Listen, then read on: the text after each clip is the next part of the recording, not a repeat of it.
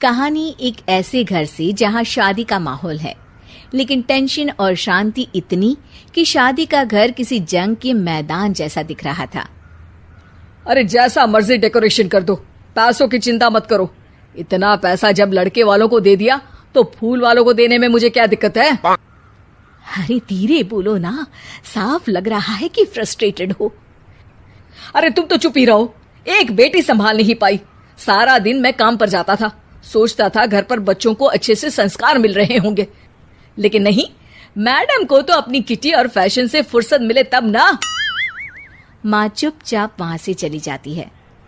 समझ में नहीं आता कि आखिर शर्मा खानदान में हो क्या रहा है। कल तक चिड़िया सी फुदकने वाली शीना की शादी यूं अचानक एक मोटे काले लड़के से क्यों हो रही है? शीना कमरे में हाथ में गुड़िया लिए बोलती है, मेरे साथ जो हो रहा है ठीक हो रहा है। तुम तो सब जानती हो, साहिल मेरे लिए भगवान है। अब जब वो ही नहीं मिला तो फिर कोई भी हो, जिंदगी ही तो जीनी है, जी लेंगे। बाहर शीना की बुआ किसी से बात करती है। अरे मोटा नहीं, उसे तो खाते पीते घर का कहते हैं। अब ओबेरॉय का नाम भी किसी को बताने वाली बात है। उनका इकलौता लड़का तो करोड़ों की सामी तो है ही। अरे हमारी शीना बिटिया तो रानी बनेगी, रानी। इन सब के बीच कहीं कोने पर शीना हाथ में मेहंदी सजाए बैठी थी और आंखों में आंसू सजाए।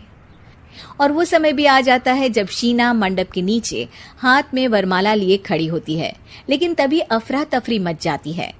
कोई कहता है, अरे लड़के की माँ को हार्ट अटैक आ गया। अरे अच्छी खासी थी, कैसे हो गया? अरे कहते हैं ना, किसी किसी लड़की के पैर अच्छे नहीं होते, हो सकता है कि मनहूस है ये लड़की। शीना पास खड़ी सब सुन रही थी। फिर शीना अपने कमरे में आ जाती है। शादी ये कहकर नहीं होती कि लड़की मनहूस है।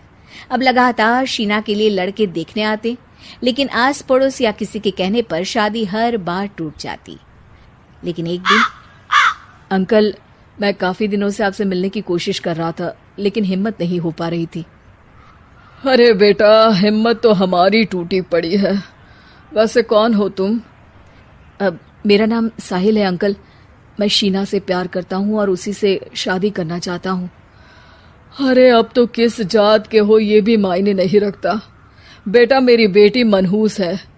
ये सब कहते हैं कि इसीलिए उसकी शादी नहीं हो पा रही। अगर तुम शादी करने को तैयार हो तो ठीक है। शीना की शादी साहिल से हो जाती है। अगले दिन साहिल की माँ का देहांत हो जाता है और एक बार फिर लोग शीना को अपशकुनी कहने लगते हैं। अरे खा गई दीदी को ये। अरे क्या जरूरत थी साहिल किसी मनहूस को घर लाने की? पर बुआ, माँ की तो तबीयत पिछले कई साल से खराब थी। डॉक्टर्स ने जवाब दे दिया था। क्या पता ये भी उनका सौभाग्य हो कि वो बहू का मुंह देख पाई। अरे बहू का मुंह देख पाई, या ये कह लो कि बहू का मुंह देखते ही स्वर्ग लोक सिधार गई। खैर, हमें क्या, घर तुम्हारा है, हम तो चले। अब शीना को खुद पर ही शक होने लगता है कि कहीं सच में वो अपशकुनी तो नहीं। साहिल, हम दोनों की शादी नहीं हुई होती तो अच्छा था। देखो ना, कैसे पहले मेरी शादी टूटती थी और अब तुम्हारी माँ भी। अरे ऐसा कुछ नहीं होता शीना, अपशकुनी वगैरह कुछ नहीं होता। ये सब तो ईश्वर के खेल हैं। वो शादी तुम्हारी इसलिए टूट गई क्योंकि तुमको मेरी पत्नी बनाना था, और माँ का जाना तो तय था। वो काफी बुजुर्ग थी, साथ ही एक ऐसी बीमारी से जूझ रही थी जिसमें डॉक्टर्स भी उन्हें नहीं बचा पाते। शीना साहिल की बात सुनकर तसल्ली कर लेती है और वहां से चली जाती है। अगले दिन, शीना, अरे ओ शीना। क्या हुआ? उफ, कहीं फिर मेरी वजह से कोई नुकसान? अरे नहीं नहीं शीना, तुम जानती हो, जिस प्रॉपर्टी के केस को हम बरसों से लड़ रहे थे उस पर फैसला आ गया, वो भी हमारे हक में। अब हम करोड़पति हो गए शीना। शीना शांत रहती है। अरे क्या हुआ? करोड़ पत्नी बनकर तुमको खुशी नहीं हुई?